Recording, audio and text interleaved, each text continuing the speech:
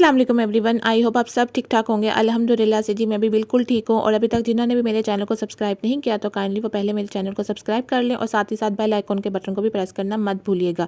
Bell icon के button को press करने का मतलब ये है कि मेरी जो भी आने वाली वीडियो होगी ना उसका नोटिफिकेशन आपको सबसे पहले मिलेगा और आप सबसे पहले मेरी वीडियो वॉच कर सकते हैं। और जी ये सेकेंड रमज़ान का व्लॉग है। जब मैंने फर्स्ट रमज़ान का व्लॉग एंड किया था ना, मैंने तभी सेकेंड रमज़ान का व्लॉग स्टार्ट कर लिया था। मैंने प्रॉपर इसको रिकॉर्ड किया कि मैं इसको अपलोड कर लूँगी, लेकिन वॉइस ओवर करने के लिए मेरे पास बिल्कुल भी टाइम नहीं था क्योंकि रमज़ान आ गया ना तो रूटीन बहुत ज़्यादा चेंज हो चुकी हुई है और बहुत ज़्यादा बिजी रूटीन चल रही है। इतनी बिजी रूटीन हो गई है कि इफ्तार का काम कर कर अभी हम फारिग होते हैं तो फिर हम सहर का काम स्टार्ट कर देते हैं। तो इस वजह से ना मुझे बिल्कुल भी टाइम नहीं मिला कि मैं वॉइस ओवर कर सकूँ। जब मैंने फर्स्ट रमज़ान का व्लॉग स्टार्ट किया था तब मैंने सोफे पे कवर डालने थे, लेकिन तब मैं बहुत ज़्यादा बिजी थी। फर्स्ट रमज़ान से ही बिजी रूटीन बहुत ज़्यादा चल रही थी, तो इस वजह से फर्स्ट रमज़ान पे मैं कवर्स नहीं डाल सकी थी। फिर मैंने जब सेकंड व्लॉग स्टार्ट किया, यानी रमज़ान का सेकंड व्लॉग मैंने जब स्टार्ट किया था ना, तब मैंने इन पे ना कवर डालना स्टार्ट कर दिए थे। क्योंकि हम लोग सोफ़े पे कवर डालते हैं, अगर कवर नहीं डालेंगे ना तो फिर सोफ़े की पोशिश बहुत जल्दी ख़राब हो जाती है। तो इस वजह से हम कवर डालते हैं। अगर कोई निशान वगैरह डलता है ना कवर पे तो कवर उतार कर हम आसानी से इनको वॉश कर लेते हैं। ये जो कवर है ना, ये कवर्स नहीं है, ये सिंपल सी एक चादर है जिसको मैंने कवर्स बनाकर इनको डाला है। और डाला भी मैंने ऐसा है जैसे लगता है कि जैसे रेडी टू वेयर जो कवर्स मिलते हैं ना, सेम वैसे हैं। फाइनली जी मैंने सोफ़ा कवर्स बिछा लिए हैं और देखें माशाल्लाह कितना प्यारा लग रहा है और कितनी नीटनेस से मैंने इन कवर्स को ना डाला है। और यहाँ पर मैंने कुशन भी रख दिए हैं और यहाँ पर भी कुशन मैंने रख दिए हुए हैं माशाल्लाह से।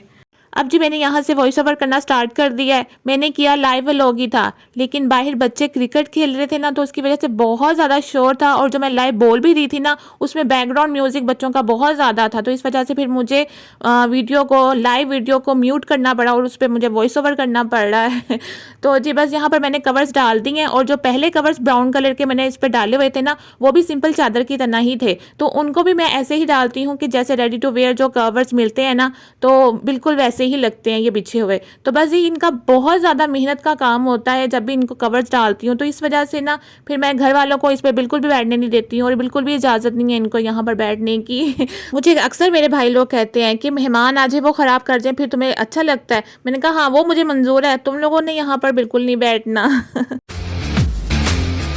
नमाज और तरावी पढ़ने के बाद फिर मैंने सहरी का काम स्टार्ट कर दिया था कि जैसे कि आटा गूंदना वगैरह जो भी था, फिर मैंने वो काम किया। फिर थोड़ा सा मैंने रेस्ट किया और उसके बाद जी सहर का टाइम स्टार्ट हो गया था। फिर मैंने नवाफिल पढ़े थे और नवाफिल पढ़ने के बाद जी फिर मैंने सहरी प्रॉपर हमने स्टार्ट कर दी थी बनानी। और यहाँ पर मामा रोटी डाली जा रही थी तवे पर, मैं सेकती चली जा रही थी। मुझे होता है कि चले जल्दी से फारिग हो ताकि मामा भी टाइम पर सहरी कर सकें, क्योंकि मामा ने मेडिसिन लेनी होती है तो फिर बहुत यानी टाइम लग जाता है। फिर मुझे भी होता है कि चलें जल्दी से काम हो जाए। इस वजह से मैं कहती हूँ कि हम ना सहर जल्दी से बनाना स्टार्ट कर लिया करें ताकि टाइम पे हम लोग फ्री हो जाया करें। तो इस वजह से फिर मैं और मामा मिलकर सहर बना लेते हैं और इफ्तार भी। और बस ये यहाँ पर होता है कि सहर के जो बर्तन होते हैं ना वो मामा वॉश कर लेते हैं, जो इफ्तार के बर्तन होते हैं ना ढेरों ढेर वाले, वो वाले फिर मैं धोती हूँ तो इस वजह से ना बहुत ज़्यादा रूटीन हमारी ना बिज़ी चल रही है। पहले होता था कि हम एक टाइम खाना बनाया करते थे, लेकिन अब सहर का एक अलग टेंशन हो जाती है कि सहर में क्या खाना है। फिर जब सहर खा लेते हैं फिर उसके बाद हमें इफ़्तार की टेंशन हो जाती है कि इफ़्तार में क्या बनाना है। फिर वो सारा दिन सोचते चले जाते हैं कि इफ़्तार में क्या बनना है। और एक सबसे बड़ा इशू यहाँ पर चल रहा है गैस का।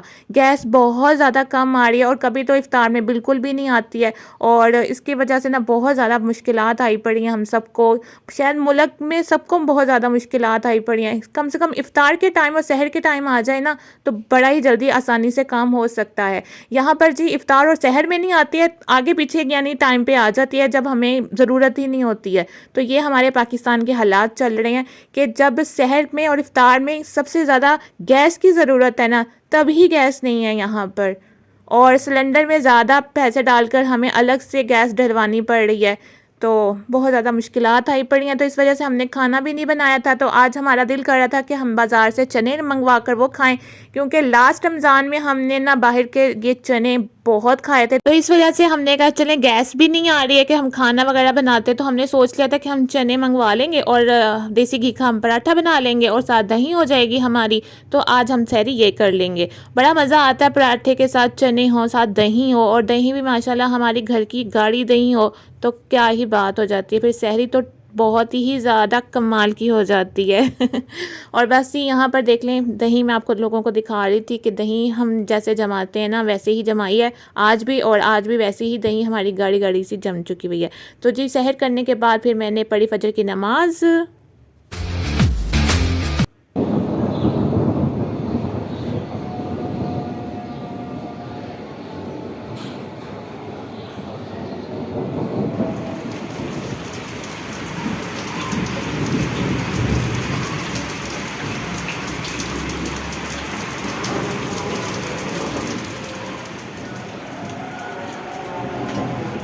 हेलो जी, good morning and welcome back my YouTube channel.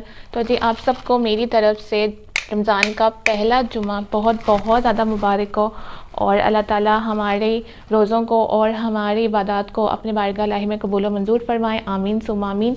तो जी मैं अभी अभी उठी थी तो मैंने सोचा कि चले मैं व्लॉग स्टार्ट कर लेती हूँ। और आज लाहौर का मौसम बहुत ज़्यादा ठंडा हुआ पड़ा है, क्योंकि रात से मुसलसल बारिश होती चली जा रही है, और लाहौर का मौसम तो बहुत ज़्यादा ठंडा हुआ पड़ा है। इवन कि इतना ठंडा हो गया कि सब ने स्वेटर्स दोबारा निकाल कर पहनने स्टार्ट कर दिया। इवन कि मेरी मम्मा ने भी ना स्वेटर निकाल कर उन्होंने भी पहन लिया, क्योंकि उनको भी बहुत ज़्यादा सर्दी लग रही है। और वाकई सर्दी बहुत ज़्यादा हो गई है, ऐसा लग रहा है कि जैसे दिसंबर का महीना ना वापस आ चुका हुआ है, और जितनी दिसंबर में सर्दी पड़ती है ना सेम वैसी ही सर्दी आजकल पड़ी है जब से बारिशों का सिलसिला स्टार्ट हुआ है।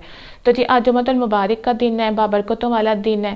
ज़्यादा से ज़्यादा दुरूद शरीफ पढ़ें, और कहते हैं कि जुम्मे के दिन एक ऐसा टाइम आता है जब दुआएं कबूल की जाती हैं, तो इसलिए अपने लिए अच्छा सोचें और अपने हक़ के लिए बेहतरीन दुआ कीजिएगा। तो चलिए जी शावर लेते हैं, और आज पानी भी बहुत ज़्यादा ठंडा है तो मैंने गीज़र ऑन कर दिया है। तो अब मैं शावर लेकर फिर आपसे मिलती हूँ। अब जी शावर लेने के पहले काम होता है कबर्ड में से अपने कपड़े निकालना, और वही कपड़े निकालना जो आपने प्रेस किए हों। तो मैंने रात को ही प्रेस कर लिए थे, और ये मैंने खुद स्टिच किया था माशाल्लाह से।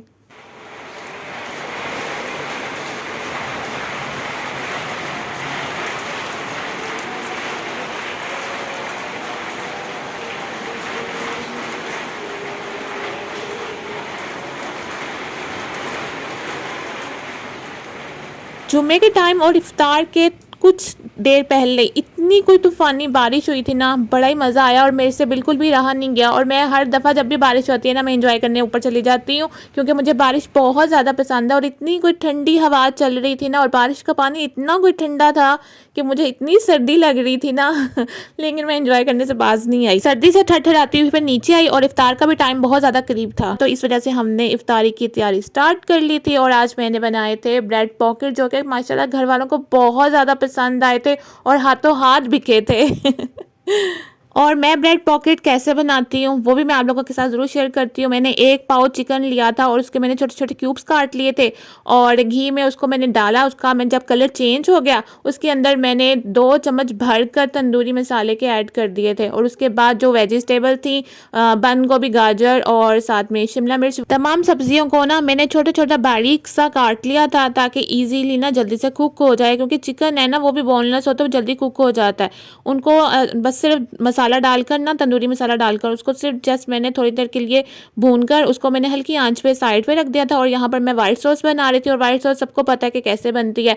वैसे मैंने वाइट सॉस बना दी थी, लेकिन बटर से बनती है, लेकिन बटर घर पे था नहीं, और बाहर मौसम ही इतना ख़राब था कि कोई मुझे लाकर देने को तैयार ही नहीं था। तो इस वजह से फिर मैंने ऑयल में इसको बना ली। ज़रूरी नहीं है कि बटर होगा तभी वाइट सॉस बनेगी, तो फिर मैंने ऑयल में बना दी थी वाइट सॉस। और इसके अंदर मैंने फिर वाइट सॉस ऐड कर दी थी, और इसको मैं बस मिक्स कर ना देन इसको मैं ठंडा करने के लिए छोड़ दूंगी। हमारी ये फिलिंग जो ब्रेड पॉकेट की जो फिलिंग है ना वो हमारी अब रेडी हो चुकी हुई है। और माशाल्लाह से इतनी कोई मज़े की स्मेल और इतना कलर ब्राइट देखकर ना मेरा दिल कर पड़ा था कि मैं इसको टेस्ट कर लूँ। अगर मेरा रोज़ा ना होता तो मैंने टेस्ट कर लेना था।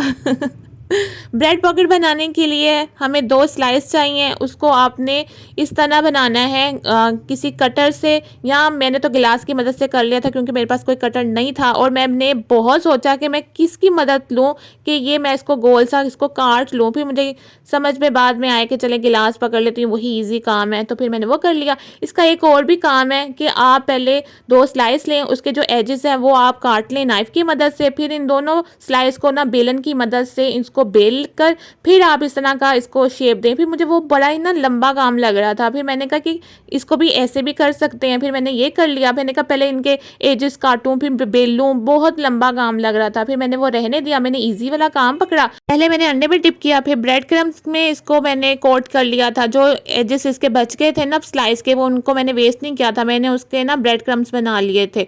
तो फिर उसके बाद फिर मैंने इनको ना हल्की आंच में ना इसको मैंने फ्राई कर लिया था, ताकि लाइट सा ना गोल्डन कलर इस पर आ जाए और एक पॉकेट सी बन जाए, ताकि ये ना फूल जाती हैं। तो इसके बाद इसको मैंने नाइफ की मदद से इसको मैंने कट किया और इसमें दरमियान में ना इसकी एक पॉकेट सी बन जाती है, जिसमें ये देखें, जिसमें आप ना अपनी जो फीलिंग है ना, जो चिकन की जो फीलिंग है वो आप इस पर फिल कर सकते हैं। और मज़े की आप कोई भी फीलिंग इसमें ना फिल कर सकते हैं, ज़रूरी नहीं है कि यही फिल कर सकते हैं, कोई भी इजीली आप जो भी बनाते हैं ना वो भी आप फीलिंग इसके अंदर ऐड कर सकते हैं। और माशाल्लाह सबको बहुत ज़्यादा पसंद आई थी, इतना कोई मज़े का इसका टेस्ट था। और मुझे समझ नहीं आ रही थी मैं इसको कैसे रखूं कि आपको ठीक से ना प्रॉपर मैं दिखा सकूं। फिर मैंने ऐसे ही रख दिया, मैंने कहा चले अभी फ़िलहाल इनको मैं बनाती चली जाऊंगी ना, फिर बाद में आपको प्रॉपर इसकी लुक दिखाती हूँ। और माशाल्लाह से मुझे इतने मज़े के लगे, घर वालों ने हर एक ने तारीफ़ की कि बहुत मज़े के थे। अभी मेरा रोज़ा था लेकिन फिर भी यानी मिर्च मसाले जितने भी थे ना, इसके मिर्च मसाले क्या थे, सिर्फ इतना ही था, तंदूरी मसाला ही था, फिर वो यानी प्रॉपर सही से डला हुआ था। तो बस जी, ये ले हमारी माशाल्लाह माशाल्लाह माशाल्लाह हमारी टेबल सज चुकी हुई है और इफ़्तार के लिए बिल्कुल तैयार है। और हम भी बिल्कुल तैयार थे इफ़्तार के लिए। भल्ले बना लिए थे, साथ पकोड़े और रोल, ये तो मस्ट हैं हमारे। तो बाद में हमने जी इफ़्तार करना स्टार्ट कर दिया था माशाल्लाह माशाल्लाह। बस जी अब यहाँ पर आप इफ़्तार करेंगे और इस वीडियो का मैं यहीं पर एंड करूँगी। आई होप आज का व्लॉग आपको पसंद आया होगा, आज की जो न्यू रेसिपी है वो भी आपको पसंद आई होगी। पसंद आए तो प्लीज़ लाइक शेयर कमेंट ज़रूर कीजिएगा। आपके सपोर्ट की, आपके प्यार की सबसे ज़्यादा ज़रूरत है। चले जी अब कल मिलते हैं एक नए व्लॉग के साथ, तब तक अपना बहुत ज़्यादा ख्याल रखिएगा, दुआ में मुझे याद रखिएगा। ओके जी, अल्लाह हाफिज़, बाय बाय।